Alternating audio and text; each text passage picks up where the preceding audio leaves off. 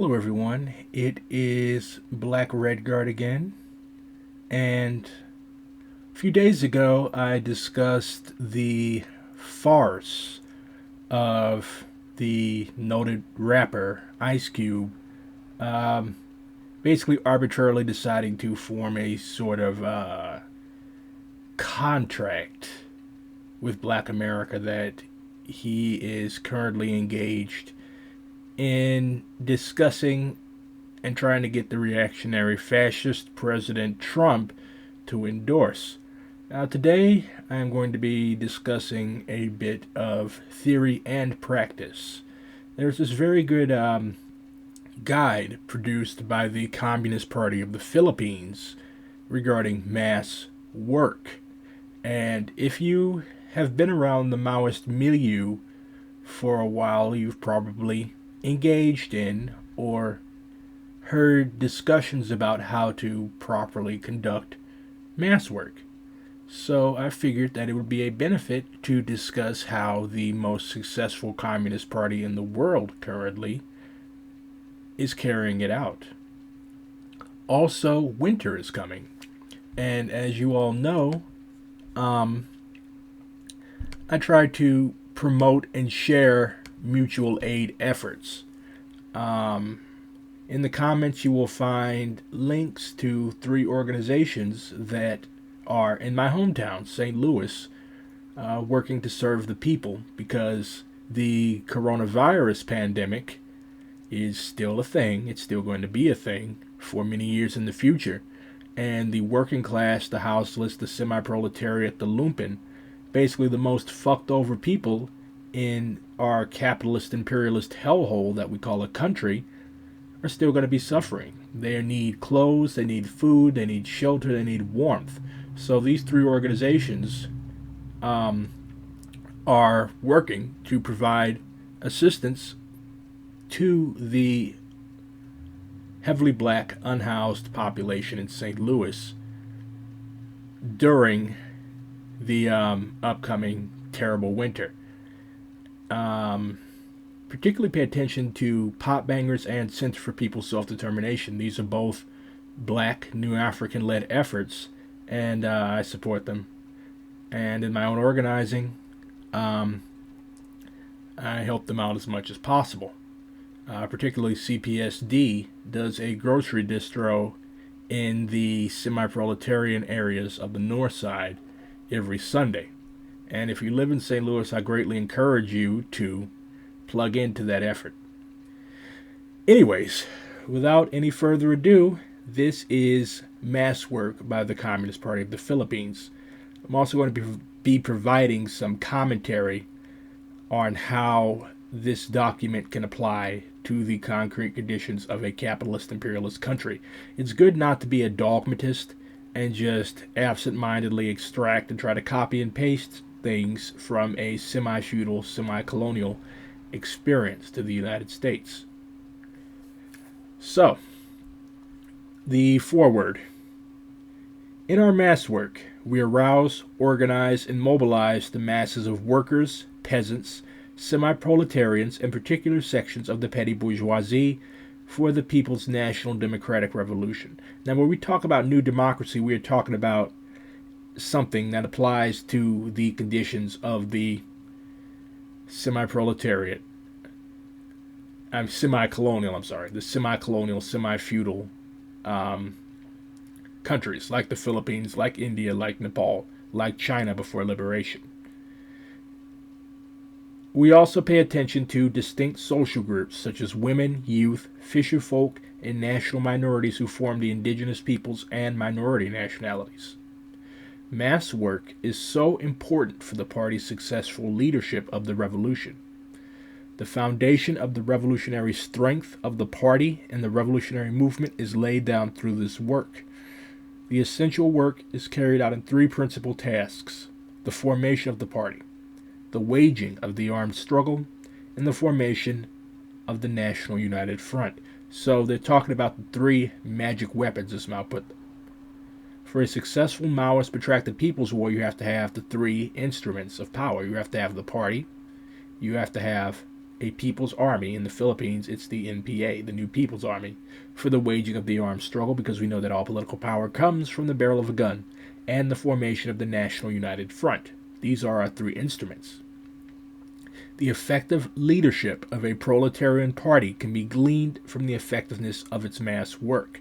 So essentially, when we have a properly guided Marxist-Leninist Maoist party, this party is going to be recruiting the ranks of its cadres from the semi-proletariat and from the hard core of the proletariat. Now, in the United States, your proletariat, that's your gig workers, that's your temps, that's your migrant workers. These are the three categories of the proletariat in the United States. A lot of people want to orient towards these union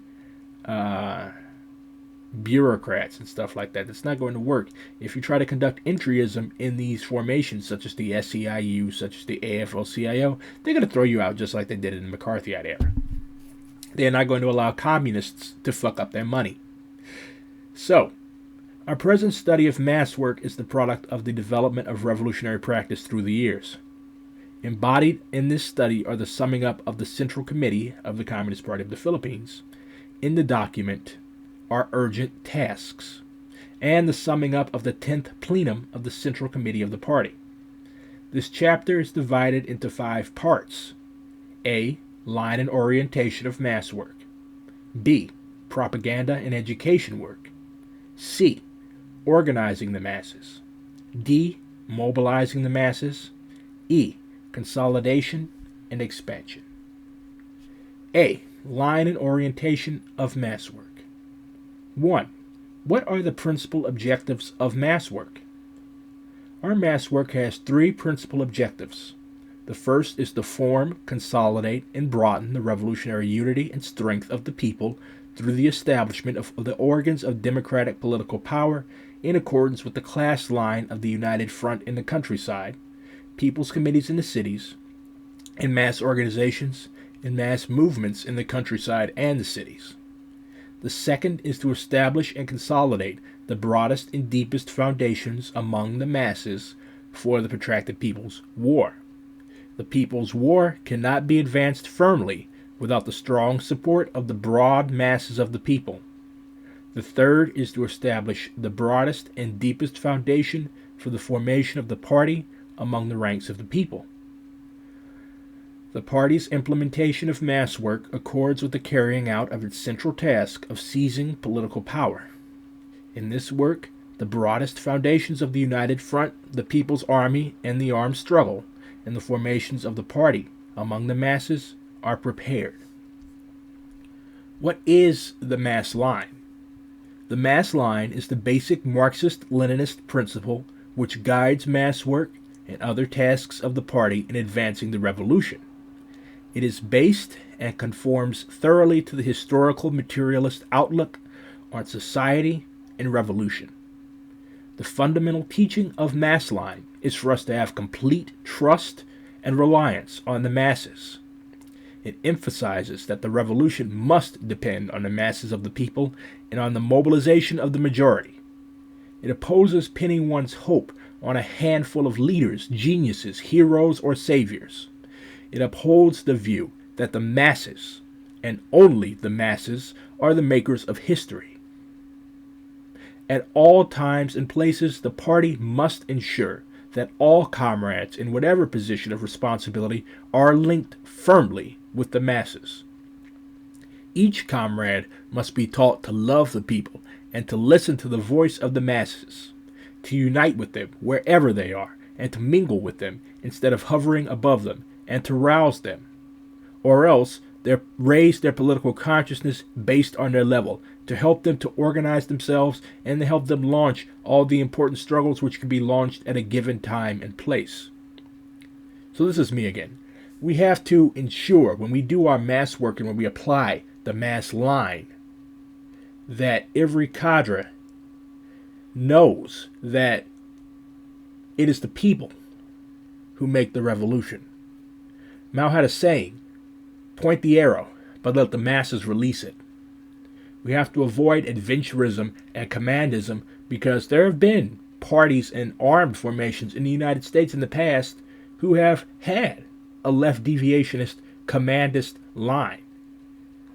Back in the 60s and 70s, you had a lot of people trying to apply Che Guevara's Focoismo, basically a small group, an armed nucleus of party members or armed guerrillas, urban guerrillas, that tried to pop shit off without millions or even thousands of people backing them, actively hiding the cadre, transferring and transporting arms and stuff like that. You have to have that base, otherwise you're going to end up like the Symbionese Liberation Army or the Black Liberation Army did. Their error was that they prioritized the military aspect, but they did not go deeply among the people. They did not set up open mass organizations to provide a legal base of support for their armed military actions, and thus they failed. Commandism. This is the Filipino Communist Party again. Communism and Taylism run counter to the aspirations of the masses. We will certainly be divorced from the masses if we force them to do things which are against their wishes, or if we do not like to advance whenever they demand that we advance. These errors bring about certain failure and harm. Commandism is not an issue of style in giving orders to the masses. Even if we apply mild-mannered speech, we become commandists whenever we exceed the level of political consciousness of the masses, and we go against the volition, the will of the masses. This only shows the sickness of impetuosity. Commandists do not take the pains to teach and encourage the masses, and instead set tasks which exceed the capability and preparedness of the masses through alternating directive and coercive means in order to carry out the work. Taylism in any kind of work is also wrong because it trails behind the level of political consciousness of the masses and goes against the need to provide leadership to the masses. This only shows the sickness of sluggishness. It happens frequently that the masses overtake us and they are anxious to take actions, but the Taylists are unable to provide leadership in these situations. As a result of a lack of analysis, they set policies and tasks which trail behind the capacity and preparedness of the masses and that which conditions call for. They are unable to lead because they often doubt and hesitate. They express only the opinions of certain backward elements, and they even mistake those to be the beliefs of the broad masses. In order to avoid commandism and taylism, comrades must mingle among the masses and investigate. In practicing mass line, the correct political line is key because it expresses the objective aspirations and interests of the masses. A lot of people don't understand, this is me again, why organizations such as FTP and the New African Black Panther Party and all these other formations conduct these grocery distros and these social investigation tasks. These are not just economist things. It would be economism if we only focused on the material aspect of this work. It's essential to mingle with the masses and get them to open up to you. You can't just show up with a banner with slogans that were copied and pasted from the Communist Party of Peru or the Philippines. It's not going to work. You have to actually provide and help the masses and demonstrate to them that you care about the material well-being. That's why in St. Louis we engage with pot bangers and Center for People's Self-Determination, because it's essential for us to actually serve the people before we try to lead them.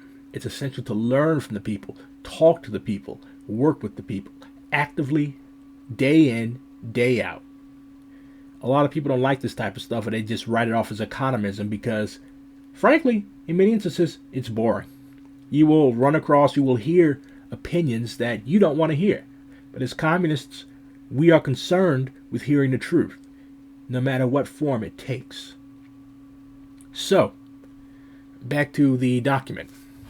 In practicing mass line in the concrete conditions of Philippine society, the firm adherence to the general line of the People's Democratic Revolution is key.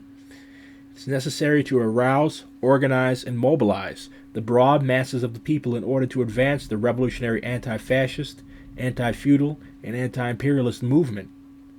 It's necessary to make them understand the line of the party and to put into practice in their actions the policies and struggles which the party launches in accordance with this line. The political line is the basic standards which decides whether or not we err in our work. Both left and right opportunist lines subjectively desire the rapid and early decisive victory of the revolution beyond the actual level of strength of the revolutionary forces. The balance of forces is wrongly calculated, exceeding the analysis of the actual conditions and preparedness of the masses and the revolutionary movement.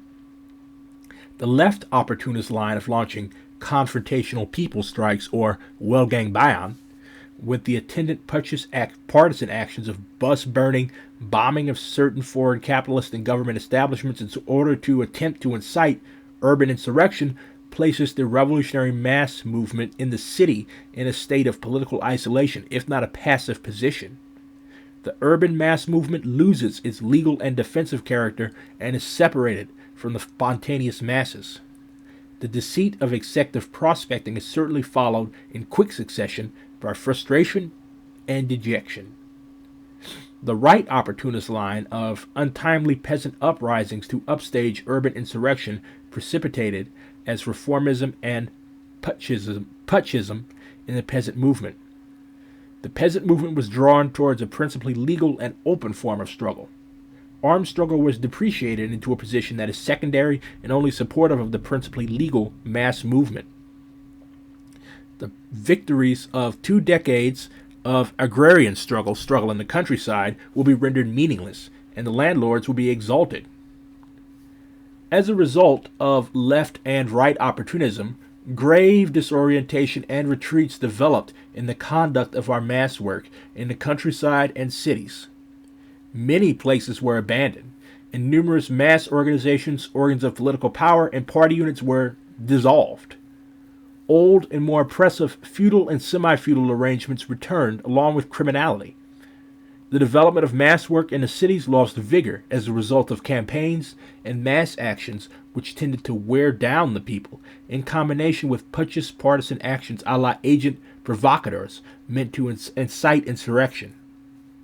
In order to regain strength, it is necessary to repudiate thoroughly the left opportunist line of military adventurism and urban insurrectionism and the other right opportunist errors of capitulationism, parliamentarianism, and reformism. Part 3. How do we follow the revolutionary class line in mass work? The revolutionary class line distinguishes the true friends of the revolution from the real enemies. It establishes the reliance on the most basic classes and forces while persuading and uniting with the middle forces in order to isolate the die-hard enemies. This principle is in accord with the mass line and the political line of the party. According to the revolutionary class line, we give stress in our mass work as a whole to the toiling masses. The line of the People's Democratic Revolution, on the other hand, establishes that the principal preoccupation of the party is the mass work in the countryside, particularly among the ranks of the poor peasants, rural workers, and lower middle peasants. In every place, it is necessary to know the class composition of the population, to determine the revolutionary and progressive classes, the middle forces, and the reactionaries, and, based on this, to attempt mass work, which gives emphasis to the most basic and numerous class forces at any given scope. In order to strengthen further the movement of the toiling masses, it is necessary to advance the movement of women and youth. In the cities, it is necessary to give particular attention to the work among the ranks of the youth, students, teachers, and government employees who are the most concentrated and most active sectors of the petty bourgeoisie. So, just a bit of background. In the Philippines, we already discussed that this is a semi-feudal, semi-colonial country working for new democratic revolution. So, the petty bourgeoisie, in the Filipino context and in the Indian context, certain sectors have revolutionary potential because they are crushed by fascism and imperialism. Their wages are constantly being cut, and they're broke. They have nothing. So that is why it is so easy to bring them into the real revolutionary movement. 4. Why is social investigation and class analysis important in mass work? Social investigation means the investigation of the conditions of society. The analysis of classes is the correct means of investigating society. In Marxist social investigation, the classes which comprise society are differentiated and studied in their relations in the economy, politics, and culture.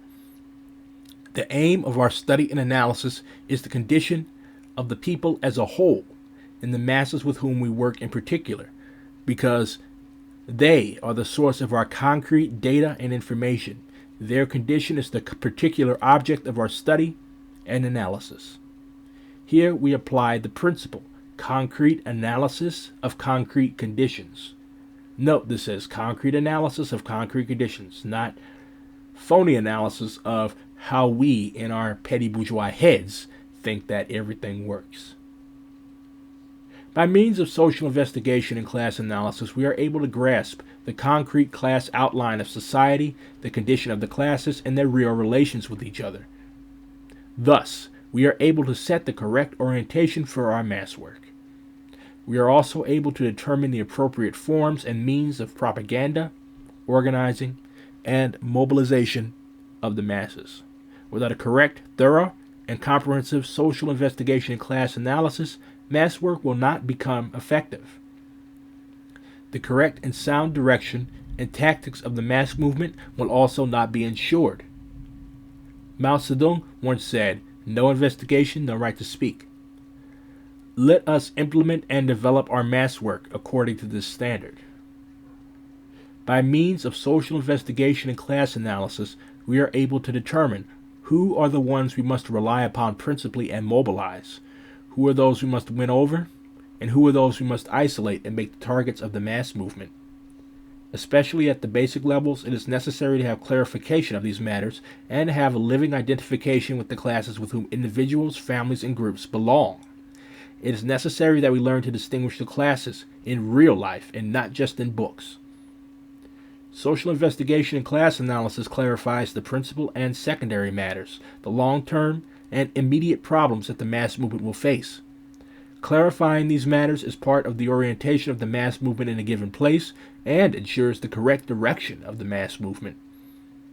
In the countryside, for example, the forms of feudal and semi-feudal exploitation vary from place to place, and their intensity, likewise, varies from place to place. It is necessary to understand this in order to lead the peasant movement effectively. In order for our work in propaganda, organization, and mass mobilization to be effective and vigorous, their content, form, and means must suit the condition of the masses, especially their objective interests and level of experience and consciousness. The knowledge of the conditions of the masses can only be derived by means of social investigation and class analysis. However, a comprehensive and deep-going social investigation cannot be done in only a day. It is a continuous and long-drawn process. Thus, we set the level of social investigation according to the level of the mass movement and the need to arouse, organize, and mobilize the masses at every stage. For example, there is a depth and breadth of social investigation that is necessary for the stage of confiscation and distribution of land of the landlords in the countryside. There is a big difference between this and the depth and breadth of social investigation necessary to begin mass work in the barrios, or urban neighborhoods in the Philippines. In the cities as well, the data necessary for the various levels of development of the mass movement vary. At every stage, it is necessary to accumulate knowledge of concrete conditions in order to plan and carry out the immediate tasks of the mass movement, while social investigation continues to widen and deepen. So I'm going to skip the part about the key link of mass work in the countryside. I am going to link this document in the comments. I'm skipping this section about mass work in the countryside because my position personally is that the countryside will be supplemental to urban struggle in the United States in the concrete conditions of our revolutionary development. So let's discuss part 6. Well, let's read and discuss part 6. What mass movement do we develop in the cities? The mass movement that we develop in the cities is the broad democratic movement, which is principally anti-fascist and anti-imperialist. It supports the movement in the countryside, which is principally anti-feudal and supports the armed struggle. In the United States, this is going to be reversed. In the cities, the masses of workers and other poor, and likewise the petty bourgeoisie, especially the students and teachers, are aroused, organized, and mobilized for the anti-fascist and anti-imperialist struggles, and in order to support the semi-feudal struggle in the countryside and the armed struggle. The proletariat and the semi-proletariat is the basic and sturdiest revolutionary force in the cities. Therefore, we must give them our principal attention. Organizing and mobilizing them will form the foundation of the revolutionary strength in the cities. We must also win over and mobilize the lower strata of the urban petty bourgeoisie, especially the students and teachers and skilled workers, in order to draw the whole urban petty bourgeoisie and the national bourgeoisie to the side of the revolution. In order to launch and advance the mass movement in the cities, it is necessary to form and develop on a wide scale the unions of the workers and the organizations in the community, schools, and others. It is necessary to advance the struggles of the workers, semi-proletarians, students, and teachers, and other progressive classes and sectors, step by step, against fascism, imperialism, feudalism, and bureaucrat capitalism. The workers' strike movement, which targets the foreign monopoly capitalists and the local comprador/big bourgeoisie, is a prominent feature of the revolutionary mass movement in the cities. We must also strive to form associations and unions among the employees and workers of the government at the national and local levels, institutions and corporations, in order to shatter and paralyze them from within. Likewise, we must give the proper emphasis to the formation of unions of workers and employees in the factories and enterprises of the national bourgeoisie and the upper petty bourgeoisie, according to the class line of the United Front. In this manner, we are able to attain the sharpness and breadth of the work and struggle in the cities. It is necessary to propagate among those the mass movement in the cities to call for the anti-feudal struggle in the countryside and the armed struggle as the principal tasks of the whole revolutionary movement. Growing numbers of revolutionary peoples in the cities are being encouraged to participate directly in the anti-feudal struggle in the countryside and in the armed struggle, and to extend various forms of support for them. All of the mass work of the party must be linked conscientiously to the armed struggle, directly or otherwise. The revolutionary mass movement in the cities is a militant and open mass movement, which has the backbone of an extensive and intensive clandestine movement. In this open movement, we employ the reactionary state's own laws in order to relate to the broad masses. The secret movement is formed among them, while the legal organizations are being transformed, or while new militant but legal organizations are being set up in order to advance the national democratic line step by step. We employ a combination of legal and illegal means in order to advance the revolutionary movement in the cities. The party is the force at the core, guiding and nurturing the movement at every step and seeing to it that subsequent steps are taken when conditions are ripe. We must renounce insurrectionism and grasp firmly the concrete and correct orientation of the urban struggle. It is principally legal and defensive and supportive of the armed struggle and anti-feudal movement in the countryside. The success of the movement and struggle in the cities is measured by the growing numbers of people who participate in the mass actions, growing numbers of people who join the revolutionary mass organizations, the worsening political crisis of reaction, and the growing support for the movement in the countryside.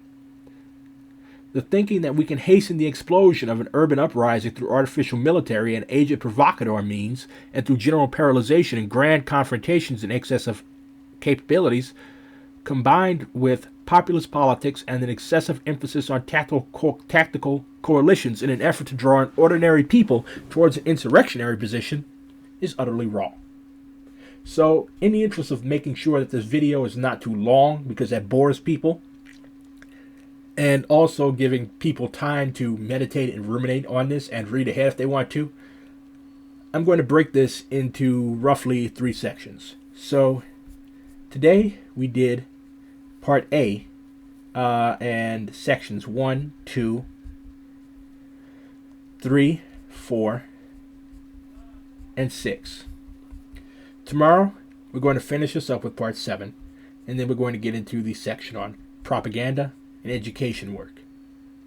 This has been Black Red Guard, and also remember to check out the links that I have put in the comments.